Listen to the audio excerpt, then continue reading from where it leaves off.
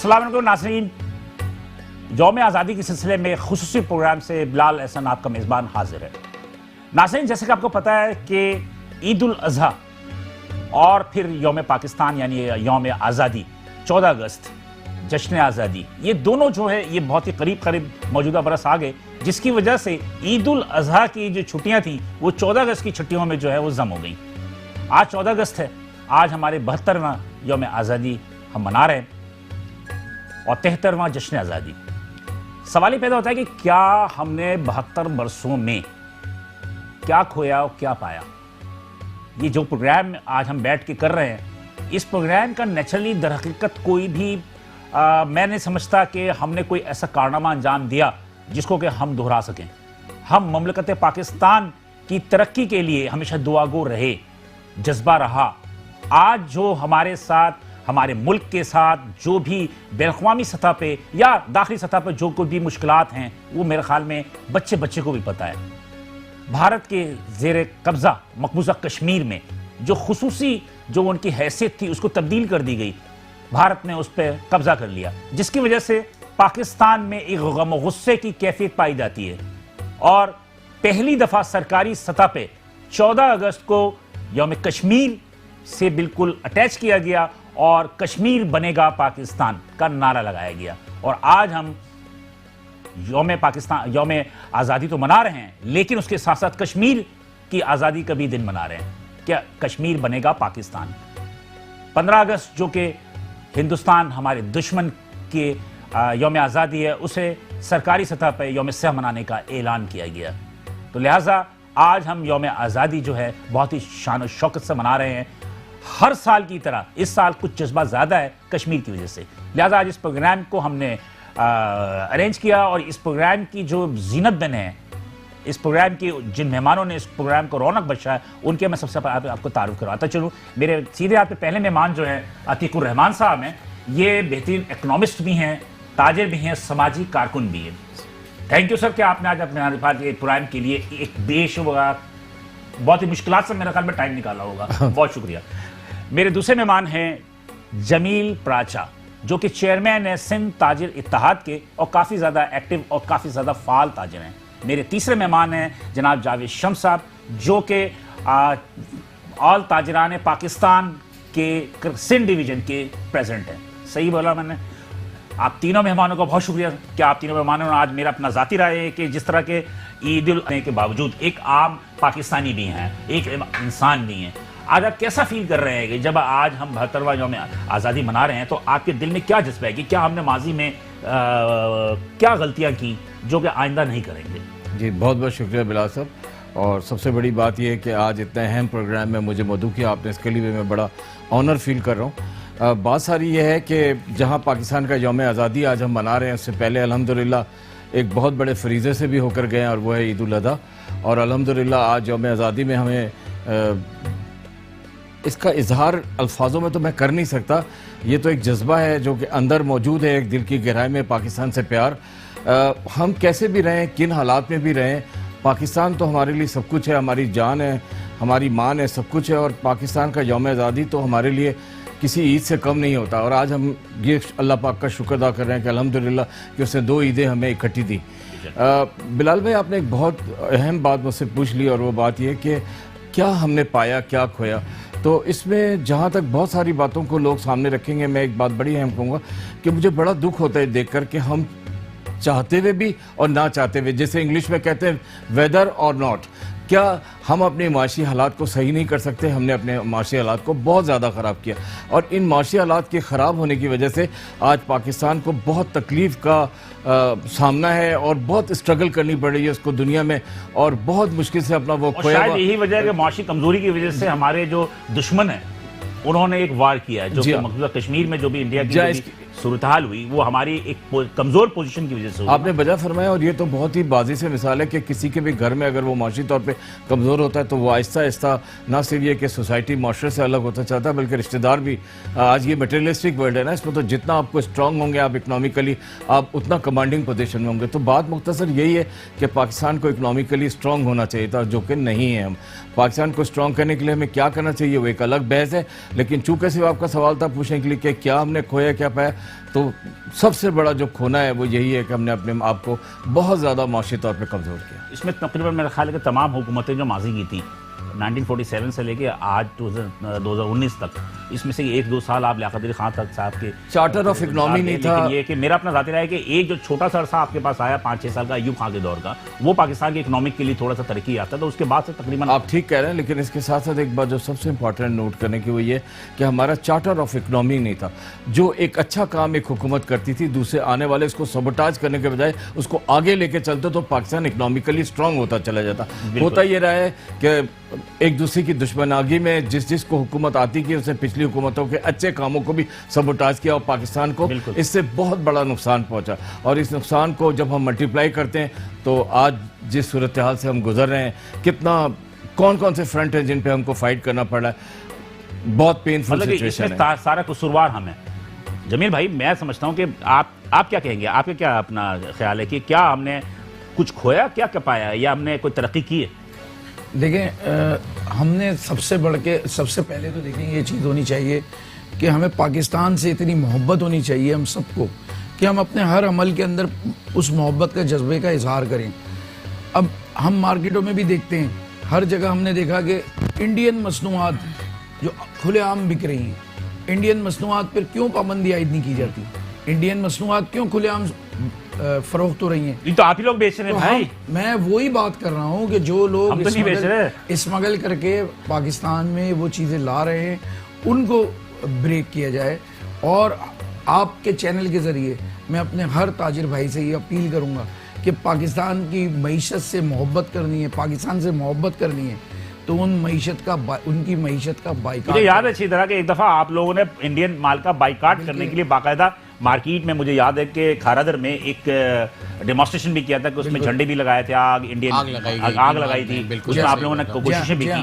तो देखिए ना, ये मैं नहीं समझता वो लोग जो ये अभी तक ये अमल कर रहे हैं, उसमें हमने एक टाइम भी दिया था कि इस टाइम के अंदर अंदर आप इन चीज़ों का बाइकाट कर दें। तो लेकिन जो लोग, मैं समझता हूँ कि इन चीज़ों का बाइकाट नहीं करते और ये अमल अब भी कर रहे हैं, वो ना तो ताजिर हैं, ना वो पाकिस्तानी हैं, वो इस मुल्क और कौम के गद्दार हैं। अगर हमारी कौम जो है वो उन चीज़ों का बाइकाट कर दे, उनकी मईशत को धचका पहुंचेगा।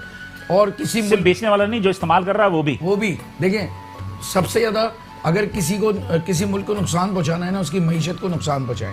अगर आपने उनकी मईशत को नुकसान पहुंचा दिया, उनकी अशिया से नफरत करी, उन लोगों की उनसे ज़्यादा उनकी चीज़ों पे बैन लगाएं, उनकी मईशत को परवान ना चढ़ाएं। नहीं, इसमें ताजिर का कितना कसूर है? देखें, ताजिर का कसूर ये है कि वो चीज़ें स्मगल शुदा माल खरीदता है और बेचता है, उसका अपना मफाद होता है, अपना मफाद, अपने मफाद को बालाए ताक रख के, पाकिस्तान से मोहब्बत करके, मैं समझता हूँ कि इन लोगों को इन चीज़ों का बाइकाट करना चाहिए। एक ऐसे पाकिस्तानी आप क्या समझते हैं कि 70-72 साल में क्या हमने खोया और क्या पाया? देखिए, 70-72 साल में सबसे पहले तो हमने अपना आधा मुल्क ही खो दिया। बिल्कुल सही कह रहे हैं आप, जिसकी याद अभी तक आती है। और जाहिर है अगर हम सब ने मिलके अगर हमने कोई अमल नेक करना है तो इस मुल्क को बचाना है, तो इसकी मईशत को भी बचाना होगा, इस मुल्क के लिए कुछ अच्छे काम करने होंगे।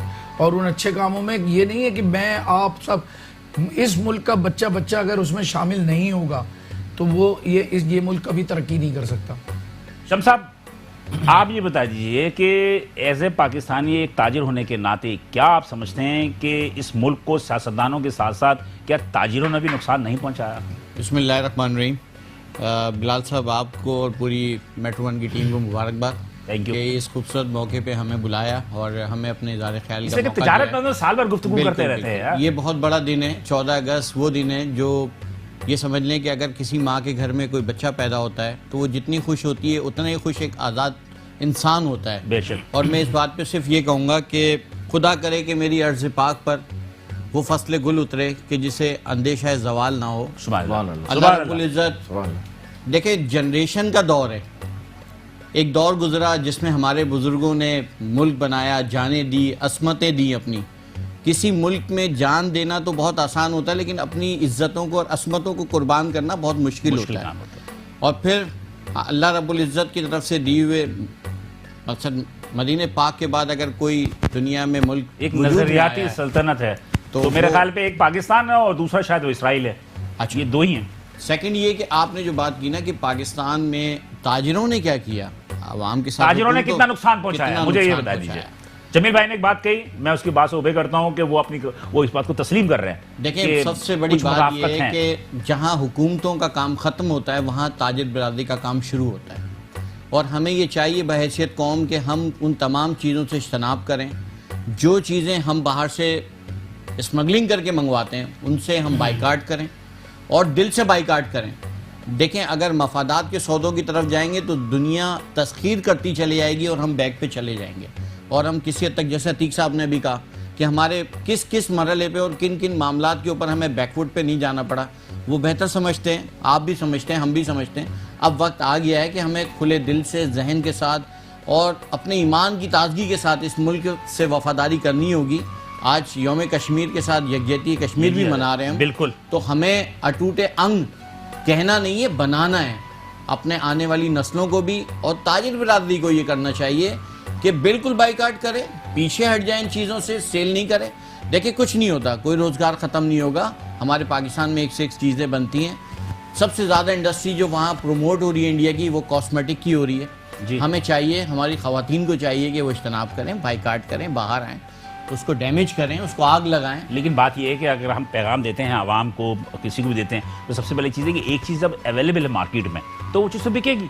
अगर वो चीज़ें अवेलेबल नहीं होगी मार्केट में तो कैसे बिकेगी? देखिए सर, अफगान ट्रेड के जरिए बेशुमार माल आता रहा है और अभी पिछले कुछ टाइम से अफगान ट्रेड बंद हुई हुई है। आप देखिए मार्केट से कई चीज़ें जो है गायब हैं, और गायब होने की वजह यही कि वहाँ से माल की आमद जो है वो बहुत मुश्किल हो गई, बल्कि नामुमकिन हो गई। मेरे ख्याल है जमील प्राचा साहब वगैरह जो जिस मार्केट में बैठते हैं वो तो बहुत ही एसएमईज है, मतलब छोटे और दरमियानी ताजरों की मार्केट है। आप समझते हैं कि अफगान ट्रांजिट से माल आना बंद हो गया? जमील साहब नहीं, देखें इन्होंने अपने कई रास्ते बना रखे हैं, जो लोग माल लेके आते हैं इसमें ज़्यादा अफगानी जो ताजिर है वो ज़्यादा इन्वॉल्व हैं। जी हाँ, और इसमें मैं समझता हूँ अगर जो इदारे हैं वो अपने आप को चौकस कर लें तो कभी भी ये काम नहीं हो सकता। बड़ी बात है, इदारों को चौकस होना पड़ेगा। अगर वो अपनी रिश्वत के ज़रिए यही काम करते रहेंगे तो ये काम कभी भी बंद नहीं होगा। और एक मुहिब वतन पाकिस्तानी होने के नाते जो इदारे हैं वो भी तो सब इस मुल्क के हिस्सा हैं, तो वो क्यों नहीं इस बात पे अमल करते? ये यहाँ पे हम ये देखते हैं कि जी नई बातें होंगी, नई हुकूमत आई है, नई तब्दीलियाँ आएंगी। तब्दीली लानी है तो उन इदारों में भी लाएँ जो इदारे बैठ के खुलेआम रिश्वत लेके और ये काम करते हैं। इन सब चीज़ों को रोका जाएगा तो आगे ये समझ लें सब चीज़ें ब्रेक हो जाएंगी। एक पाबंदी आयद कर दी जाए गवर्नमेंट की तरफ से कि इंडियन मसनूआत जिस दुकान पे पाई गई, तो की उन्होंने, उसके बावजूद ने भी की है इस बात तो पे, फिर उस पर अमल करना चाहिए। रिश्वत लेके खाली वापस नहीं जाना चाहिए, हम खुद खड़े होकर उस पर उसका सद्देबाब करेंगे। मतलब ताजिर अब इस बात पे पहुंच चुके हैं कि हमारे दुश्मन मुल्क की मसनूआत नहीं बिकनी चाहिए। बिल्कुल इंशाल्लाह। कोई बात ढकी छुपी नहीं। अच्छा नहीं है, लेकिन हम कैमरे के सामने या मुंह पे तो हम कहते हैं, लेकिन हम अपने मफाद की खातिर इस पर अमल नहीं करते। बात को खत्म कर देना। अभी इन्होंने जो बात की जमील प्राचा साहब ने कि अगर जहां से माल आ रहा है आप उन बॉर्डर्स को सील करें, रास्ते में जिन जिन जगहों पे चेक पोस्टों से पैसे लिए और दिए जाते हैं वहां खत्म किए जाएं, वहां माल को चेक किया। देखें आप एक ताजिर का जो जायज माल है वो तो रोक लेते हैं, उससे पेपर मांगते हैं, डॉक्यूमेंटेशन मांगते हैं, सारी चीजें, तो वो पैसे मुट्ठी गर्म करके जो माल निकलता है उसको बंद किया जाए। सर हम साथ हैं, माल मेरा हो या किसी का। मैंने आपसे इसीलिए आपको मौका दिया कि ये दोनों हजरात हैं, एसएमई से ज्यादा ताल्लुक है ना, तो इनका बहुत ही गहरा असर है मार्केट पे कि किसी चीज की फरोख्त में, किसी चीज की रोकने में। एक एज ए आप कराची चैम्बर ऑफ कॉमर्स में एमसी मेंबर भी रहे, आप एक समाज इकोनॉमिस्ट भी हैं, तो मेरा अपना ज़ाती राय ये है कि आप इनकी बातों से कितना ज़्यादा मुत्तफिक हैं और कितना ज़्यादा आप समझते हैं कि आज जो बातें इन्होंने की उसमें कितनी चीज़ें और भी इन्वॉल्व होगा। मैं इस बार ब्रेक पे जा रहा हूँ, लेकिन ब्रेक पे जब बात आऊँगा तो मैं आपसे ये भी पूछूंगा कि जो जमील प्राचा साहब ने एक बात कही कि इन अदारों को, वो भी पाकिस्तानी हैं, तो सवाल ये पैदा होता है कि उनको भी चाहिए कि वो संजीदगी का मुशाहिदा करें। इसका जवाब मैं एक वक्फे के बाद आपसे लूँगा। नाज़रीन, यौम आज़ादी के खुसूसी प्रोग्राम जारी है, यहाँ पर कुछ ताजिर हजरात बैठे हैं और हम इस पर गुफ्तगू कर रहे हैं। एक वक्फे के बाद हम दोबारा हाजिर होते हैं और अपनी गुफ्तगू का सिलसिला जारी रखेंगे। वेलकम बैक नाज़रीन, प्रोग्राम में साथ रहने का शुक्रिया। यौम आज़ादी के प्रोग्राम हम इस वक्त मौजूद हैं और मेरे हमरा जो इस वक्त मौजूद हैं मेहमान, उसमें अतीकुर रहमान साहब हैं, जमील प्राचा साहब और जावेद शम्स साहब, ये तीनों ताजिर हजरात हैं और आज पाकिस्तान की हम 72वीं यौम आज़ादी मना रहे हैं। इसमें हम इस बात को डिस्कस कर रहे हैं कि क्या जो मकबूजा कश्मीर पर इंडिया ने कब्जा किया, जो भी गासिबाना इक़दाम किया, उसको हम कश्मीर को भी इल्हाक के कश्मीर बनेगा पाकिस्तान, उसको भी पहली दफ़ा हम 14 अगस्त के साथ अटैच करके हम इस जज्बे के साथ इस यौम आज़ादी को मना रहे हैं। यहाँ पर डिस्कस ये हो रही है कि क्या हमारे ताजिर बरादरी जो कि पाकिस्तान की मईशत की रीढ़ की हड्डी हैं, इस रीढ़ की हड्डी में इसने क्या पाकिस्तान के दुश्मन के मसनूआत को जो पाकिस्तान में प्रमोट किया, उसमें कहाँ तक ये जिम्मेदार हैं? तो गुफ्तगू जो वक्फे से पहले जारी थी, जमील अहमद प्राचा साहब और जावेद शम्स ने एक बात कही कि इदारे हमारे जो हैं वो इदारों को भी चाहिए जो कि इसकी चेक एंड बैलेंस करने के जिम्मेदार हैं, कि क्या उनकी कोई कमजोरी है जिसकी वजह से ये चीज़ें जो मुकम्मल तौर पर पाबंदी आयद नहीं हो रही है। तो मैं चाहूँगा अतीकुर रहमान साहब जो हैं इस पर कुछ माहिराना तबसरा करें। देखिए बिलाल भाई, बात बहुत अच्छी की प्राचा साहब ने और शम्स साहब ने। बात यह है कि रीजनल ट्रेड जो है ना वो बुरी चीज़ नहीं है, वो कौम के लिए अच्छी चीज़ होती है, लेकिन उसमें आपकी लॉजिस्टिक सपोर्ट होती है, कॉस्ट ऑफ डूइंग बिजनेस नीचे आ जाता है और जो गुड्स हैं उसकी कीमतें कम होती है। लेकिन अब क्या करें जब हमारे रीजनल नेबर्स जो हैं वो हमारे दुश्मन हैं। बिल्कुल। तो इसमें दो तरीके की चीज़ें मार्केट में पाई जा रही हैं, आपको मुख्तसरन बता रहा हूँ। एक तो स्मगल शुदा सामान पाया जाता है, दूसरा बाकायदा इम्पोर्ट किया हुआ सामान। मिसाल दे लेते हैं पहले कि जब हम अपने मेगा स्टोर या सुपर मार्केट में जाते हैं तो पानी भी जो बिक रहा है वो भी बाहर के मुल्क का बिक रहा है, और सेब जो बिक रहा है वो भी फलाने मुल्क का बिक रहा है, और जनाब जो बिस्किट्स बिक रहे हैं जो हम अपनी कन्फेक्शनरी और जो बिस्किट्स बनाने की फैक्ट्रियां उसमें सबसे आगे हैं और एक्सपोर्ट में बहुत कमाल है हमारा, वो भी दूसरे मुल्क। चॉकलेट से तो बड़ी पड़ी हुई है। और जनाब हद तो ये हो गई कि आपके पाउडर्स और टूथपेस्ट भी आप बाहर के मुल्कों, ये कुछ फैशन सा बन गया कि इंपोर्टेड माल को खरीदना है। मैं मिसाल देता हूं कि ईद पे मैं आपके घर गया तो हैम्पर में बजाय इसके कि मैं पाकिस्तानी बिस्किट्स लेकर जाऊं, मैं किसी और मुल्क के बिस्किट्स लेकर के आपके जा रहा हूं, बड़ी तोहफी महसूस कर रहा हूं, लिविंग ऑफ स्टैंडर्ड को हाई करने की। ठीक है,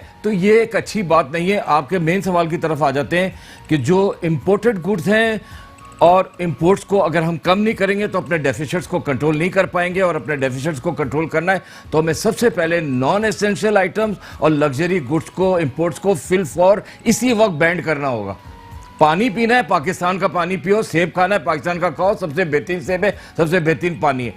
रह गई बात स्मगलिंग की, तो स्मगलिंग को फौरन कंट्रोल किया जा सकता है अगर नेशनल स्पिरिट आपके अंदर मौजूद हो और आप ये देखते हो कि आप अपना घर और अपना पेट, अपने बच्चों को पालने के लिए अपनी कौम को कुर्बान करके ना कर रहे हो, तो फिर हम इस स्पिरिट के साथ अगर काम करें। ये स्पिरिट तो उस वक्त आएगा ना जो इदारे इस पे जिम्मेदार हैं, तो वो भी तो स्पिरिट का मुजाहरा करें ना। वो इस स्पिरिट का मुजाहरा नहीं कर रहे तो तभी तो आपकी मार्केट में इतना ज्यादा इन्फिल्ट्रेशन है स्मगल गुड्स का। स्मगल गुड्स बिल्कुल कंट्रोल की जा सकती है, और आपको याद होगा कि माजी में स्मगल गुड्स काफी हद तक कंट्रोल हो भी चुकी थी। मेरे ख्याल है कि इस प्रोग्राम से यही बात की जा रही है कि जो इसके जिम्मेदार हैं वो जरा होश के नाखून लें, नेशनल स्पिरिट को जागर करें, अपने मुल्क के लिए सोचें कि कितने बड़े बड़े चैलेंजेस से ये मुल्क गुजर रहा है, और इन चीजों पे ध्यान दें, और जो रिस्क हलाल है उस तक ही रहें, और under the table, of the table, और इन चीजों पे जाकर अपने मुल्क को तबाह करने की तरफ ना जाएं। अतीक साहब, सबसे पहले तो मुझे ये बता दीजिएगा कि ये जो स्मगलिंग जो कपड़े खास तौर पे इंडिया से आ रहे हैं और दीगर चीजें जो आ रही हैं, तो इसका जिम्मेदार कौन है? ताजिर है या इदारे? सर दोनों ही जिम्मेदार है ना। ताजिर क्यों लेता वो स्मगल को बेचने के लिए, वो कहे मैं नहीं लेता, अगर ताजिर उसको डिस्करेज करे तो वो स्मगलर की हिम्मत ही ना हो कि वो आगे आकर इस सामान को बेचे मार्केट में। इसको इंडिया से मंगाए हुए टमाटर भी खा रहे हैं। इन चीजों का स्प्रेड कौन कर रहा है? वही कर रहा है। सर ये देखिए, मैंने फिर कहा स्मगलिंग और इंपोर्ट्स में फर्क है। जो चीज आप ऑफिशियली इंपोर्ट कर रहे हैं वो एक बात अलग है, लेकिन आप क्या करेंगे? आपका नेबर आपका दुश्मन है, आपको उससे अब इंपोर्ट भी नहीं करना चाहिए, आपको फिल फॉर उसके साथ ट्रेड को बंद कर देना चाहिए। हालांकि रीजनल ट्रेड एक बहुत अच्छी चीज थी, वो हमारा सामान लेते हम उनका सामान लेते और चीजें सस्ते दामों में बिकती, क्योंकि रीजनल ट्रेड में लॉजिस्टिक कॉस्ट जो है वो बच जाती है, आपकी शिपिंग कॉस्ट बच जाती है।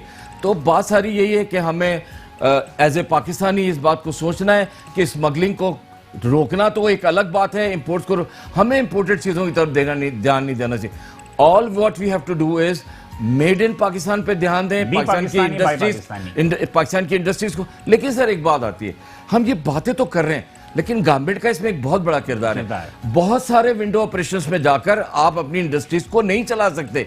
आपको वन विंडो ऑपरेशन करना होगा। आपको लैंड चाहिए, इलेक्ट्रिसिटी चाहिए, गैस चाहिए, आपको लेबर चाहिए, आपको क्या चाहिए, और टैक्सेशन का भी निजाम वन निजाम होना चाहिए। बहुत सारी डॉक्यूमेंटेशन में शॉर्ट करें तो आप मैं ये कह सकता हूं कि कॉस्ट ऑफ डूइंग की जो आप लोग बात करते हो, तो कॉस्ट ऑफ डूइंग की वजह से आप स्मगलिंग की तरफ रागिब होते हो। वजह यही है। जी जी बिल्कुल, चीप गुड्स लेकर आने के लिए मार्केट में स्मगलिंग पे जाते हैं। उसमें भले पाकिस्तान की बुनियादें खोखली हो जाए, गवर्नमेंट को चाहिए कि वो मफाद के लिए तमाम चीजें की गवर्नमेंट को चाहिए कि वो मेड इन पाकिस्तान को इनकरेज करे और फिल फॉर बिल्कुल फॉरेन इंडस्ट्री, ये जो इंपोर्टेड गुड्स हैं इनको बैन कर दे, लग्जरीज गुड्स को, इसकी कोई जरूरत नहीं है मुल्क में। और जहां तक हो सके स्मगलिंग के ऊपर एक बहुत बड़ा कर्व करे कि स्मगलिंग को रोके, और ताजरों को चाहिए कि वो प्लीज स्मगलिंग का सामान खरीद के ना बेचे। जमीन भाई साहब, आपका ज़्यादा गारमेंट्स का काम है। इस गारमेंट्स के काम में ज़्यादा तो आपके पास चाइना से इंपोर्ट होती है, इंडिया से क्या इंपोर्ट होती है? इंडिया से बहुत कम चीज़ें हैं जो आती हैं गारमेंट्स में ना, लेकिन इस पे तो काफ़ी कंट्रोल कर लिया है गारमेंट्स सेक्टर पे, लेकिन और बहुत सारी जो चीज़ें हैं उन पे अब तक कोई कंट्रोल हासिल नहीं हो सका है। कपड़े के मार्केट में तो इंडियन कपड़ा भरा हुआ है, मार्केट में कौन लेकर आ रहा है? कपड़ा मार्केट में सारा ये अफगान ट्रांजिट के जरिए बहुत बड़ी स्मगलिंग होती है कपड़े की, जो मार्केटों में उसी से तो मैं ख्याल में गारमेंट्स के काम भी हो रहा है। वो जी हाँ, वो बुटीक वगैरह में इसमें ये सारे जो काम चल रहे हैं वो ये इंडियन कपड़े की वजह से चल रहे हैं। तो मैं समझता हूँ कि इस पर फिलफौर पाबंदी आयद होनी चाहिए। बल्कि मैं कहता हूँ, अपील करता हूँ चीफ जस्टिस साहब से, आपके चैनल के तवज्जुह से, कि इस पर फिलफौर पाबंदी आयद करें कि इंडियन गुड्स को जो भी सेल करता हो पकड़ा जाएगा, उसके खिलाफ गद्दारी का मुकदमा बनेगा। क्योंकि हमें अगर पाकिस्तान से मोहब्बत करनी है तो इन तमाम बातों पर अमल करना पड़ेगा। यहाँ तक कि देखें हमारे हर पाकिस्तानी को अपने घरों से भी इंडियन कल्चर ख़त्म करना पड़ेगा। हम सुबह कहीं से भी गुजर जाएं, हमें इंडियन गानों की आवाज़ें आ रही होती हैं घरों से। आज 14 अगस्त के दिन है, हमारा यौम आज़ादी है, अब भी लोग जो है इंडियन गाने, इंडियन म्यूज़िक, इंडियन कल्चर सुन रहे हैं। इसके बजाय पाकिस्तानी होके दिखाएं, पाकिस्तान से मोहब्बत करें। हमारे चैनल्स खोले जाते हैं तो वो इंडियन गाने चल रहे होते हैं, क्यों ये सब कुछ होता है? ये आपकी बात बहुत अच्छी है जावेद शम्स साहब। बात ये है कि सारी जो भी जमीन प्राची साहब ने बात की, ये बात तो मान लें ना, आपके हिंदुस्तान पाकिस्तान की कल्चर 19-20 का फर्क है। बिल्कुल ऐसे मजहब, हमारे आबाजदाद वहाँ से माइग्रेट हो गया है, बहुत सारी चीज़ों को, उनकी चीज़ों को छोड़ना हमारे लिए बड़ा मुश्किल काम है। किस तरह हमारे एक कल्चर है, कल्चर ये कि ये नहीं ज़रूरी है कि हम हाथ जोड़ के सलाम करें, हम अपना आसाम करें, लेकिन इंडियन कल्चर की वजह से हमारा नौजवान नस्ल उसकी तरफ राग़िब ज़्यादा हुई थी। और मेरा अपना ज़ाती रहा है कि इसका असर जो है वो ताजरों ने भी लिया। आप क्या समझते हैं कि आप जो तिजारत करते हैं, इस तिजारत में अगर कोई क्या कहते हैं उसको, खाम माल या किसी चीज़ की अगर इंडिया से ज़रूरत पड़ती है और उसके बिना आपका काम नहीं हो सकता, तो उसका ऑल्टरनेट कैसे करेंगे आप? देखें, ऑल्टरनेट करने की आपको ज़रूरत ही नहीं पड़ेगी। अभी अतीक रहमान ने बड़ी प्यारी बात कही भाईजान ने, कि आप टैक्सेशन के निज़ाम को दुरुस्त करें, यूटिलाइज जो चीज़ें हैं यूटिलिटी वगैरह को, उसको वन विंडो करें। आप सहूलत दें ताजर को। ताजर गद्दार नहीं है सर, ताजर गद्दार नहीं है कि वो ला के वहाँ से चीज़, वो मजबूर किया जाता है कि उसको कहा जाता है कि आपको इतना प्रेशराइज किया जाता है टैक्सों में कि वो जाके चोर दरवाजा इस्तेमाल करता है। ये गलत है, नहीं होना चाहिए। लेकिन यहाँ रुके एक मिनट, मतलब आप ये कहना चाह रहे हैं कि जो कानूनी तरीके से जो चीजें मंगवा रहा है उसको इतनी ज्यादा कॉस्ट पड़ जाती है कि स्मगलिंग से जो माल होता है वो ज्यादा सस्ता पड़ता है, तो इसकी वजह से वो राग़िब होता है। बिल्कुल उस तरफ जाता है, उसको प्रॉफिट ज्यादा होता है, उसकी सेल ज्यादा होती है, उसको ट्रांजेक्शन उसकी ज्यादा हो जाती है। देखिए, बात यह है कि जब आप लोकल प्रोडक्शन को आप उठाएंगे, कई ऐसी चीजें मैं नाम नहीं लूंगा जो पाकिस्तान ने नीचे से ऊपर आई है। मिसाल एक बात करता हूँ, ख़वातीन में फेस गोरा करने की इंडियन क्रीमें बहुत बिकती थी, लेकिन शायद सब इस बात पे इत्तेफाक करेंगे कि वो अब पाकिस्तान में इतनी ज़्यादा बनने लगी और इतनी अच्छी बनने लगी कि वो इंडिया की नहीं आ रही हैं या इतनी सेल नहीं हो रही। तो भाई आप चीज़ों को प्रमोट होने दें, आप उसको बड़ा होने से पहले उसका गला ना दबाएं। और देखें, जितने ज़्यादा हमारे बुज़ुर्ग और हम हैं, हमसे ज़्यादा मुहब्बतन हमारी जो आने वाली नस्लें या जनरेशन है वो है।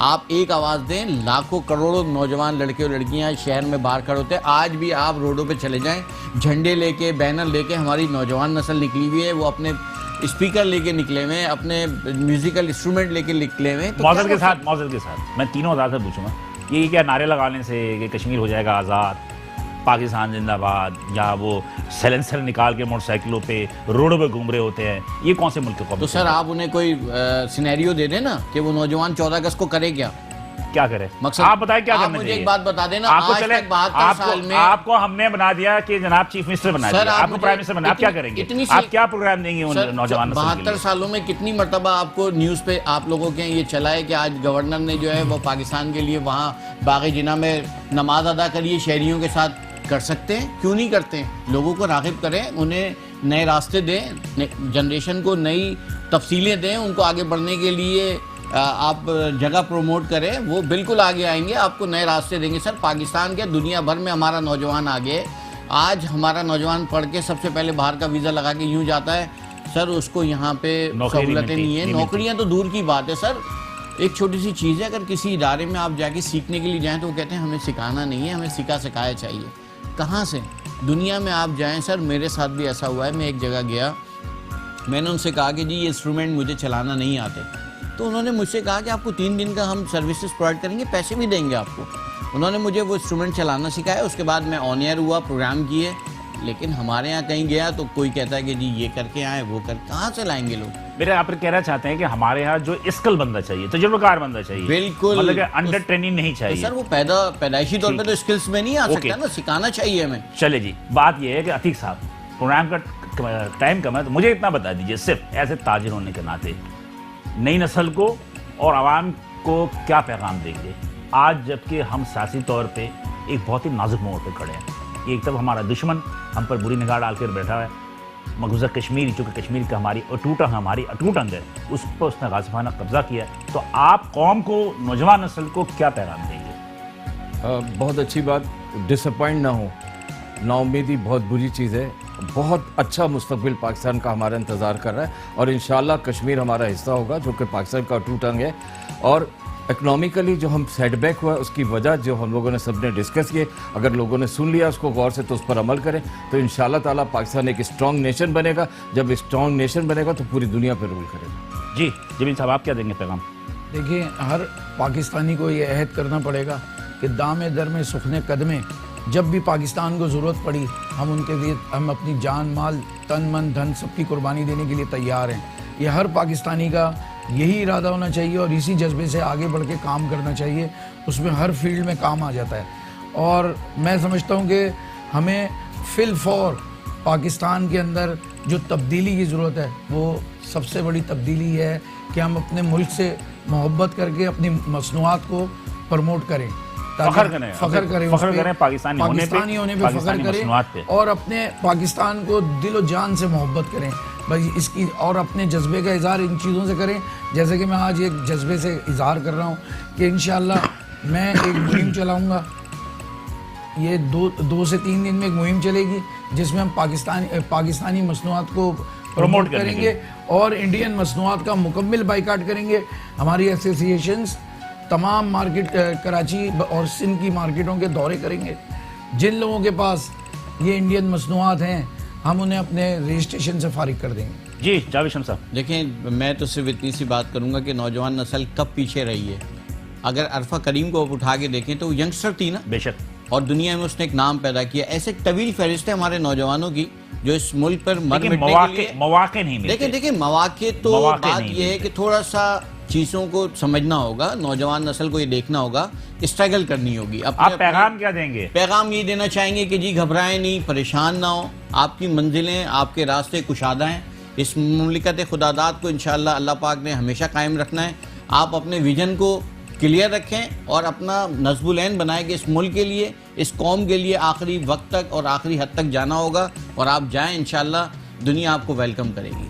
बहरहाल मेरा अपना ज़ाती राय यही है कि आप तीनों हज़रात की जो अपनी एक मुहब्बतन पाकिस्तानी है और एक मुहब्बतन पाकिस्तानी होने के नाते यकीनी तौर पे आपके इतने जज्बात जो अगर कौम देख रही है तो यकीनी तौर पे उनको भी इस बात पे मेरा ख्याल है कि उनको पुख्ता यकीन होना चाहिए कि इस मुमलिकत खुदादादा पाकिस्तान की बका के लिए हम यकीनी तौर पर अपना खून का आखिरी कतरा भी बहाएंगे।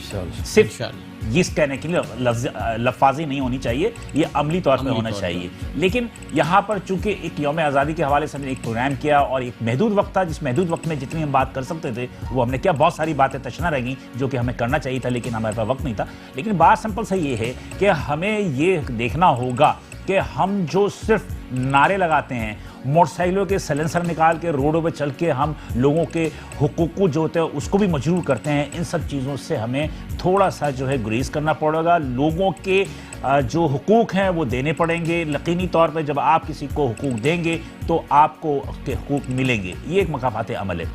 पाकिस्तान की नौजवान नस्ल, पाकिस्तान की कौम आज जिस तरह कश्मीर के साथ खड़ी हुई है, इसलिए कि कश्मीर अगर पाकिस्तान के साथ है, मकबूजा कश्मीर अगर कंप्लीट कश्मीर हमारे साथ होता है तो पाकिस्तान की तरक्की का सफ़र जो है वो तेज़ी से आगे बढ़ेगा। और आलमी ताकतें नहीं चाहती, कुछ दुश्मन क़ुव्वतें नहीं चाहती कि पाकिस्तान तरक्की करे और उनके जो मकीन हैं या उनके जो अवाम हैं उनके दरमियान वो मजहबी तौर पर, समाजी तौर पर नफ़रतों के बीज बोते हैं ताकि उनके अंदर एक दरार पैदा हो और वो पाकिस्तान की बुनियादों को कमज़ोर करें।